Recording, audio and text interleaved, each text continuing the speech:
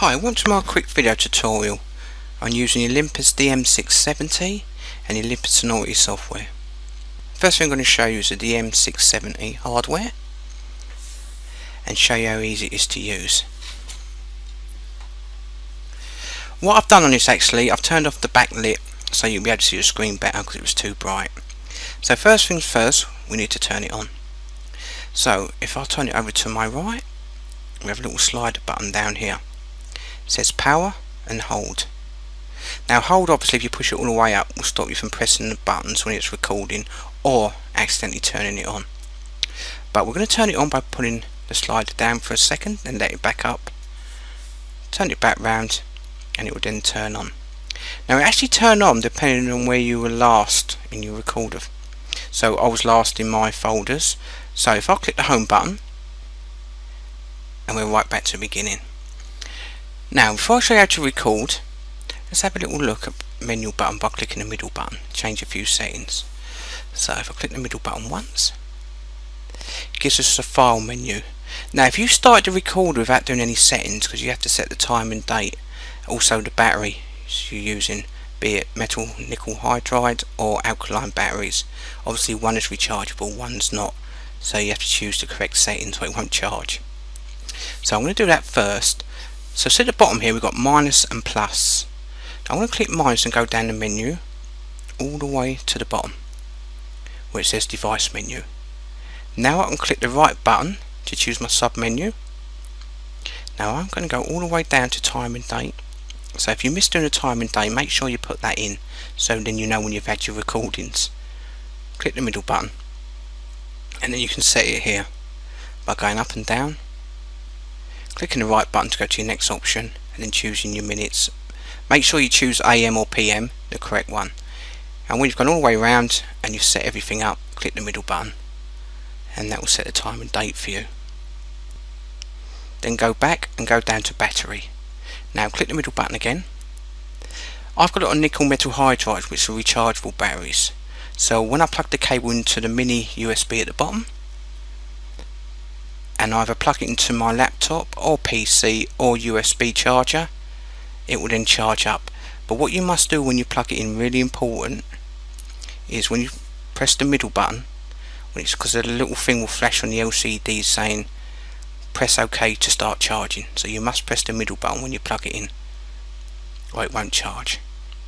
So I'm going to leave that on nickel metal hydride. You can use normal batteries, then I would choose alkaline. Click the middle button.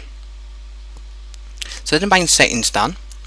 Now I'm going to click the left button again, take me back to the main menus, and I'm going to scroll all the way up till I get to record menu. Now I'm going to do sub menu by clicking the right button again, and I can go right down to record mode. Click the middle button and you can choose your record mode. Now if you choose PCM, then you'll have less time to record. I think it limits you to 4 hours, or is it 6 hours of recording time. Now if I click the middle button, but you do get really good quality recordings, especially if you choose the top option. Okay, I would use that if you've got drag and dictate on the Mac. You've got an option there where you can take a recording and then it will dictate that into text for you. Then I would probably use this setting because the quality has got to be as good as possible. If you use a standard WMA or MP3 compressed, it just doesn't work too well. Okay, I'm going to click back up. But actually I'm going to leave it on MP3, click the middle button, and I'm going to leave it on the highest option, 320 kilobits per second. Click OK. Record level, select that. I would leave that on auto, but you can change it to manual to have a certain record level depending on your environment. Click back up. And zoom mic. Now this could be really useful depending on your environment. Now I'm going to use the minus and plus buttons on the pad there. So if I click plus, you notice that it gets more narrow, like a zoom mic. So what that actually does is you can channel the sound from the 3 mics at the top here to pick up much better. For example, if you're at the front of a lecture and the lecturer and the speaker's walking back and forth, then you might want to use this option wider, so then they pick up better wider as they're walking. Play around with that, see get on with that, but I'm going to leave that just on default. Click back up again. I would also, if you need to, you can go down and use the options here. Timer record, record scene. I'm going to show you how to access record scene in a minute, because you can set up the mics and settings depending on what environment you're in quickly, instead of doing it all manually. So I'm going to click the F2 button to exit. Brings us back to beginning.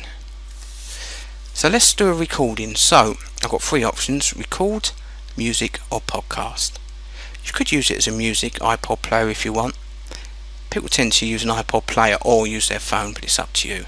But I want to leave it on record, that's what I want to concentrate on. So press the middle button, it's on recorder. And we have 5 folders to record in. Now you can actually go to menu. If I go to menu again, you can actually change them to default names for those folders. So if I then scroll down, record menu, play menu, LCD sound, and right at the bottom. Now you see on the right there it says folder name. So if I click right and then scroll down to folder name, then it will show me all my folders A to E. So now I can give them default names. So if I click on folder A, middle button, I can choose his default names. For example, you might want folder A as note, and then that will fix that as folder A note. You can actually change them to precisely what you want using the software, which I'm going to show you in a minute, which is the Olympus Sonority software, which is probably better because you can put in your specific subject topics, lectures and so on. But I'm going to click exit to exit that, and click back, and we go back to beginning. So click the middle button for record, and you see it's now named it note. So actually I'm going to record in that folder. So click the middle button again, OK button, and you can see I've already got recording in there. But I'm going to record another one. So with the right button here, record, press the record button once. The light comes up here on the right, as you can see, and it's now recording. Now I don't know whether you can get that, but at the top of the time recording 00010, there's 26 hours and 39 minutes of recording time. Actually that's 48 minutes of recording time. That's for the whole recorder, not for specific folders. Okay, so I'm using a compressed option, MP3, so you get more time.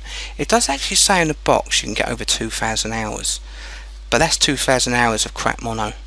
I mean, it's just no good to you. You need at least MP3 and decent quality, 320 kilobits per second. Okay, now if you want to actually pause, click the record button again. Light goes out top right hand corner, you can see it's flashing there saying record pause.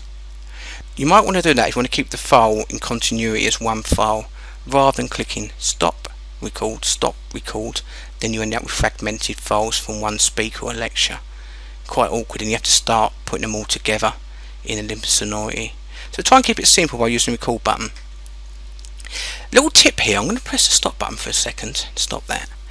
Now when you actually pause, it will start beeping, which can be really annoying if you're in a lecture, or if you're just into a speaker or a meeting. So click the middle button, and I recommend doing this. It's up to you, you don't really need the beeps anyway. Now if I scroll down, and I go to, as you see, sound menu, click right and then scroll down to beep. I click the middle button to access it. I've already turned it off. Going up and down will turn it off and on. Now turn that off, because when it actually does pause, it will start beeping after 5 minutes, and it can be quite annoying. Click exit, just a little tip. Anyway, so I'm going back to the folder I recorded in. Now we're probably a bit lost when you come back here. You think, well, where am I? See bottom right hand corner, we've got a list button. Click that once. Look at that as a backup button. There you go. So I'm in my note folder, and I've got 2 files in there. So I'm going to press record again to do a third file. So I've shown you can pause it by clicking the record button. Light goes out, it's paused, it flashes. Click record again, carry on recording, keeping the continuity of that audio file as one. Now there's a little button here called F2, which is the index button. Now you can use this for a number of factors. One, you could use it for, say, lecture slides. You can press it every time you turn a lecture slide. There's a great program called Audio Note Taker. So every time you press that index button there in the audio, you can import that into the program, and then you can actually match it to your slides. Really useful. Or you might just want to use the index button. If I press it once there, you see it says index 01 set, just for key points in a lecture. or maybe when the topic's changed. It's entirely up to you how you want to use that button. But try and use that because it cuts down the amount of time when you actually go and do your research back on what you've recorded, so you can jump to certain points. So I'm just pressing them randomly for the moment because I'm waffling on. Now to stop, click the stop button adjacent, and then the light goes out and it's stopped. You can play back now with the middle button. You see where it says OK and play in the middle? Click play. You probably can't hear that, but it's playing back. Now if I press the forward button, I can jump to those index points I pressed. There's the first one, press it again, and there's the second one. You see how the time's changed, and there's the third one. It's that easy to do, so you can jump through it quickly. And there you go at the end. If you're playing it back, if I press the middle button, you just want to fast forward. Keep your finger on the forward button and it will cue forward fast. Let go, same, if you hold your finger on the back button, it will cue back fast. By the way, if you miss any index points, for example when you're originally recording a lecture and you hear them afterwards, you think that's quite interesting, I need that point, you can press F2 while you're listening back as well. That also adds index points. What we do is click stop, and then we'll click the backup button, which is the list button at the bottom. So you can see now I've got 3 files.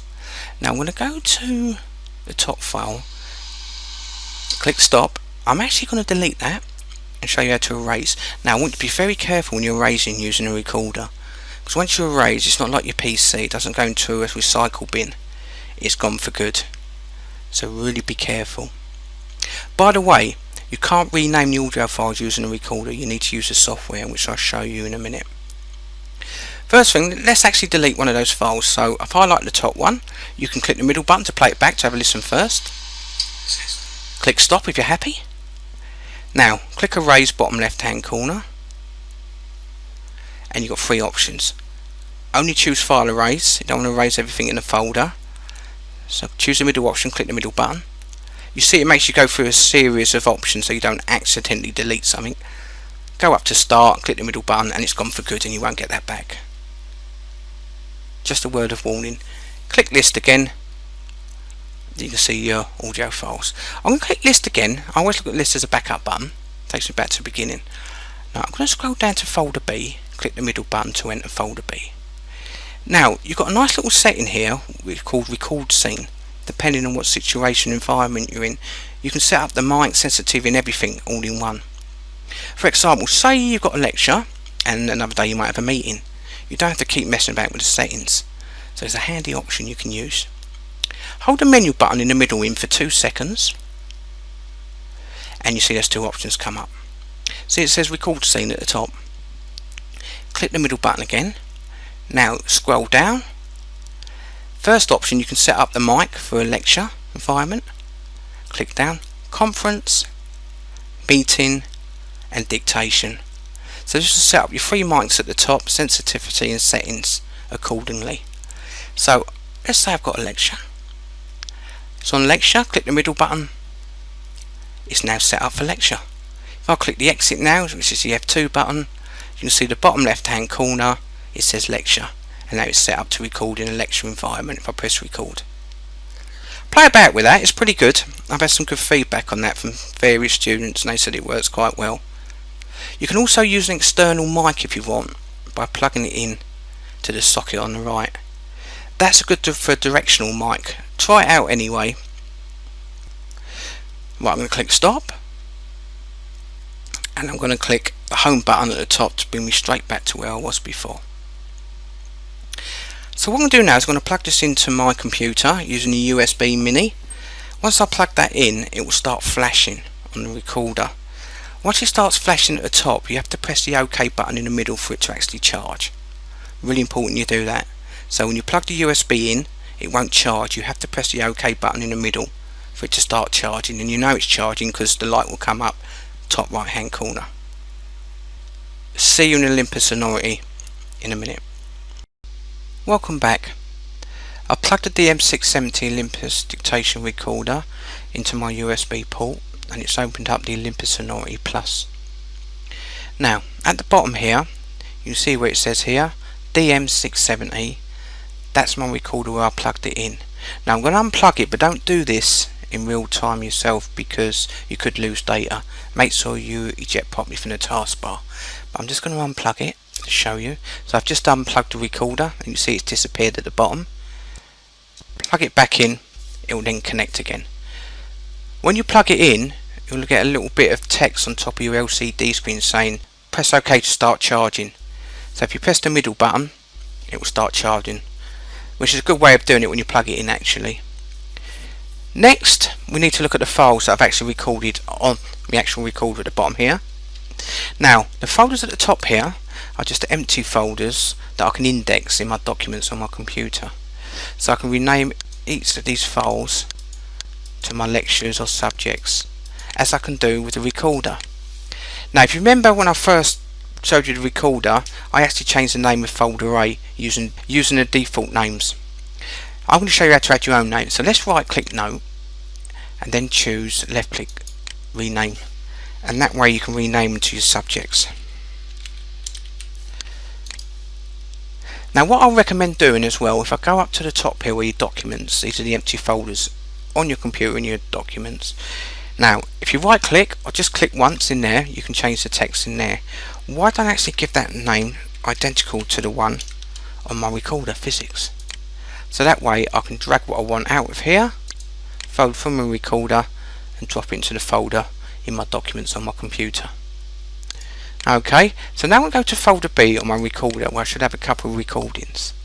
Now I'm going to go to this one here and click play.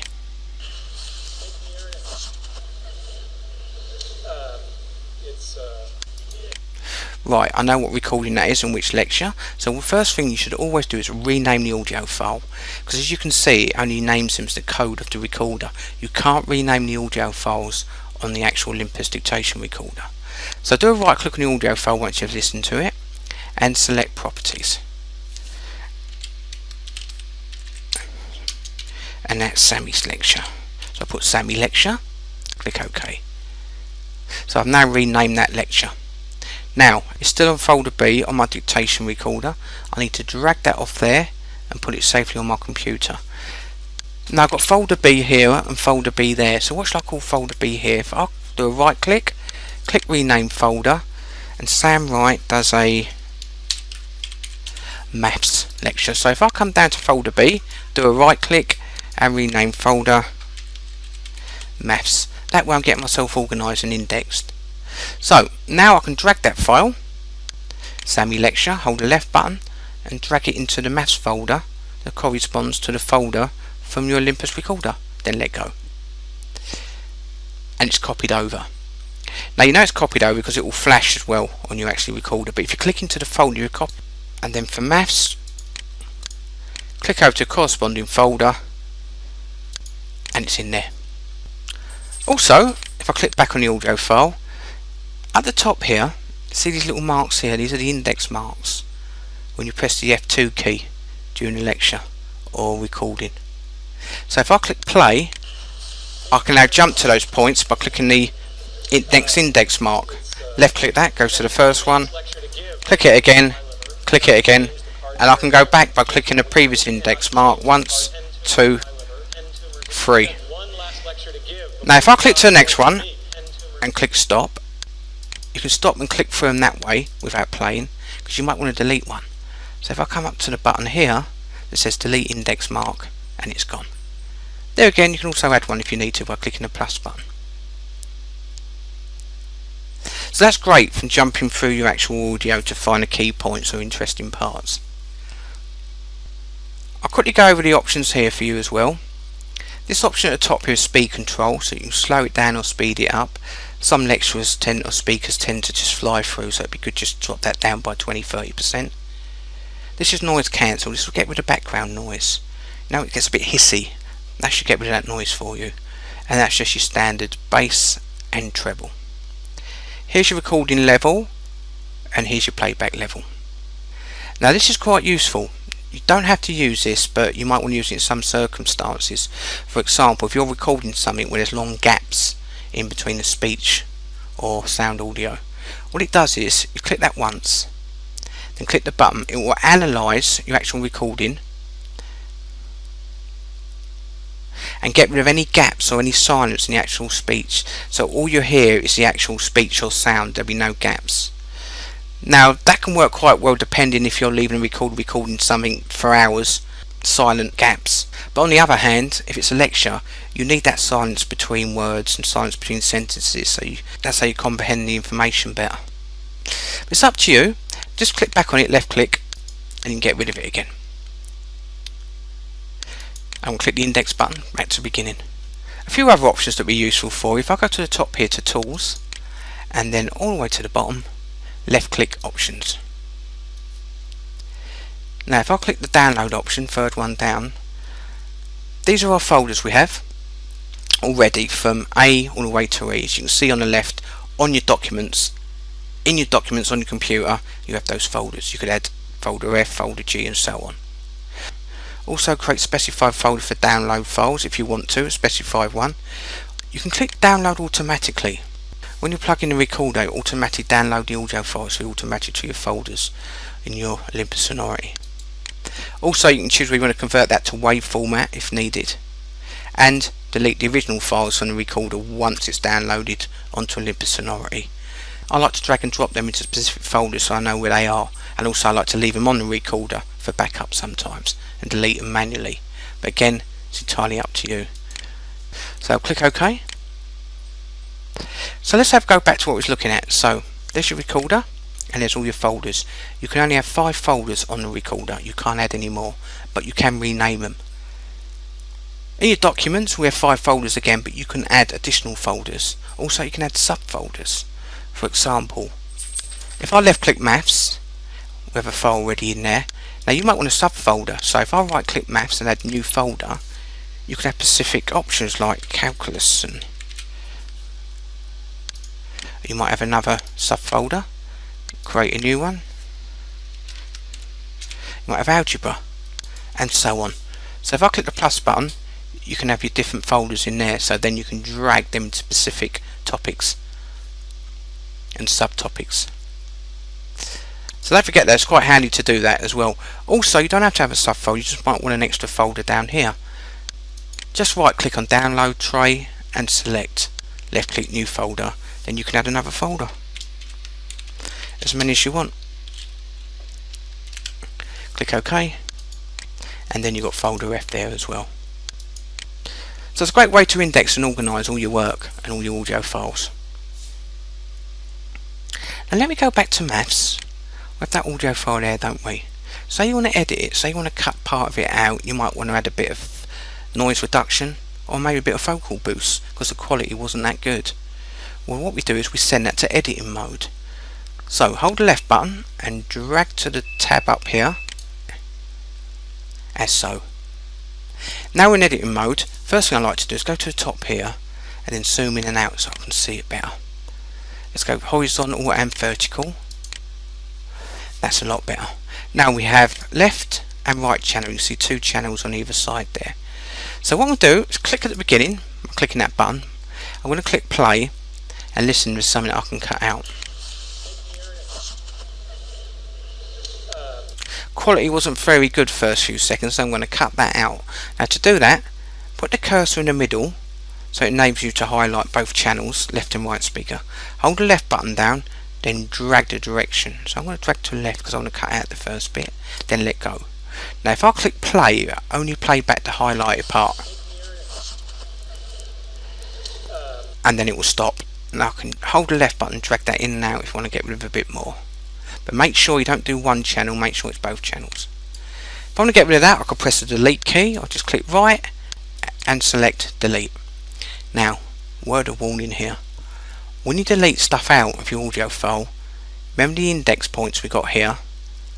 They won't move with it. So what happens is when you delete stuff out, they will lose their position of the original index marks. They won't be in the same spot. So bear that in mind when you're doing it.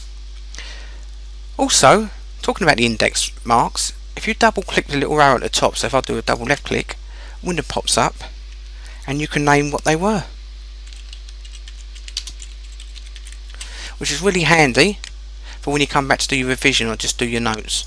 Double click and rename it, and so on. Now I don't know if you can see that there, but it's renamed it for you there, and it will rename it there. Also, if I hold the left button, you can actually drag those index points where you want them again, which is kind of handy as well. Also, if you actually right click, so say you're listening here and you think there's a key point there I missed, just do a right click right in the middle. Why not select insert index point with a left click? There you go, you've inserted another one there, and so on. So I can use the left button to drag that, or again double click at the top and give it a name. Also, the quality is not very good. Got a couple of good options here. You can use the low and high boost here if you want. You can also use the echo and the hall effect, and you've got a smooth effect there as well, but I think the best option here is vocal boost and your noise reduction. Now if I click the little settings button, you can change how much noise reduction and vocal boost you want by emphasizing it or reducing it here. And noise reduction, I'm going to make that a bit in the middle rather than weak. Click OK. So now you don't have to highlight anything unless it's a specific part of a speech you can't pick up properly. Say for example, if I go to here, can you see the speech seems a bit low there? It could be quiet, or so what I'm going to do is hold the left button, I'm going to highlight just that part. So now if I add vocal boost by clicking the left button, you see it only analysing that part and adding vocal boost. I'll do it again. I'll do it one more time. Now if I click play, that is really loud. Now also the problem with that is it also enhances the background noise, so then you choose noise reduction. Click it once, click it twice, play around with it until you get it right, click play. That's a bit too much, you can click undo. So you can find a fine balance on how you want to do that. If you just want to analyse the whole file, no problem, don't have to highlight anything. So if I click vocal boost, it analyses the whole audio file and has vocal boost to everything. Then click off it and it's done. Another good option could be, you could be listening through it and then you want to add your own audio note in a certain part. Could be to help remember for revision or just generally. So say I'm playing back, I'll stop there and you say to yourself, right, I need to put my own note in there. We could add an index mark, okay, but you can't put too much information in there, it's only an index mark. Why not press the record button here? Click that once, and now you can see here it's recording everything I'm saying. If I click stop, it's now additionally add that audio into the audio file. So now wherever the speaker stops there, your voice will come into play and the speaker will carry on from when they left off. Great to put audio notes in, but again remember your index marks don't move with it, so they'll lose position as well. Click back off that. Now I can go back to browser as so. Nothing's changed, it's the same file because I'm not actually exporting it back properly. You need to export it back with the changes or it won't work. So if I click back to editor tab, so click this button here that says export track, left click. Now I'm going to export it back to the same folder because it doesn't really matter because it adds an underscore E at the end for editing. So I'll have the original and I'll have this edited copy. So click save. Let me go back to the browser, and there you've got the original and the copy with an extra second because I was speaking into it as well, plus I've deleted stuff out of that as well. While that's there, you could do a right click and you can actually convert. You might want a different audio. You've got format, WAV, MP3, WMA, and these are your Olympus DSS files. So you might want to change to MP3 quick, you can by clicking OK. You can choose whether to delete the original one and then change it with the MP3 one. Also, with a right click, which is quite handy, you can split. Now I've shown you the editing part where you can cut things out, but if I left click this split, if you've got a file, this is 1 minute and 22 seconds long, so I can break that in half, as so you see here, it's got 50 seconds for B, 32 for A. Now I'm kind of 41 seconds perfect. Now I can split that by clicking the split button. Now I'm going to split that audio into two. You might want to do that if you want to send it to someone or just to break down information. Now I've got A, the first bit of that file, and B, the second bit. Now don't forget to rename if you want to, because it can get quite confusing if you're breaking down, say, an hour lecture into 10 parts. So make sure you get them all named properly. But I'm just going to highlight them and delete them. If you want, you can join them together again, but you'll have the original anyway, so it shouldn't make much difference. Also do a right click. You can add to burning list to burn on a disk if need be. Also you can click edit comment. So if I click that button, you can add a comment that will be the end of that file here, and click OK. Now you can't see it there, there it is, the comments come up there, my lecture, so you can add your little notes there for it as well. You can find those files at the top in your documents folder under Olympus Sonority. Just in case you want to join audio together from a lecture, you might have pressed the stop button and start.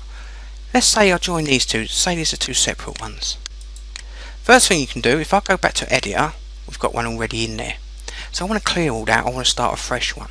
So top left hand corner, new, and I'm not going to save. Right, then go back to browser. So I'm going to highlight both of these using the control button, and I clicked on it. I'm going to drag them both. Now I can join them here, or I can join them by just right clicking. But here's probably a lot better actually. So what we do is we need to drag the bottom one to the top, and then I'm going to drag that with the left button, just the line you want it, then let go, and there you go, I've joined it. Now this bottom one, if I want to, I can get rid of it. So click the delete button or backspace, and then you've joined it. That's probably an easy way I find of doing it quickly. And now you've joined them both together. So now we join them together, we need to send them back with the export button. So click export. I'm actually going to give this a different name because we've already got one that's _e. Call that joined. Where am I saving it to? Maps folder. Click save, and that's going to export them back as one audio file. So if you're recording a lecture and you kept pressing stop, this is a quick way of joining them together. And there we go. We have the main one joined. You can also do it by highlighting them both and doing a right click and click join that way. And click on them there and click join, and you can join them that way as well. And there you go. So there's two ways of doing it. I think the way we're sent to editing is probably better because you can cut a bit out before you actually join them together. You can't with that latter option. It just joins them together. Now I've got all these edited files. You could hold the left button and drag them back onto your recorder if you wanted to. You might drop one back into your maths recorder, into your maths folder on your Olympus dictation recorder. Click back into maths. There again, you might want to delete one, so right click it, left click and delete, and you delete it off your Olympus dictation recorder. Also a great option if you own Dragon Naturally Speaking is to use this option up here, Start Voice Recognition. Now if you can't see that icon at the top in your toolbar, do a right click anywhere on the blank bit, and then left click Customize Toolbar. Wait for the window to pop up. Go down in categories to voice recognition and hold the left button, then drag that onto your toolbar, and we're ready to go. So first thing, I need an audio file. I've recorded an audio file earlier and it's in folder F. With that highlighted, all I need to do is click that button and then Dragon will take over. Do a left click, let it convert it, and then it pops up automatically. Now if I've got a blank Word document open, I could select add a selected window because that's the window that's open, or text or notepad, whatever you want. But I'm going to leave it on Dragon Pad because when you close it, it saves as a Word document, which is fine for me anyway. The window pops up automatically, and just let it do its stuff.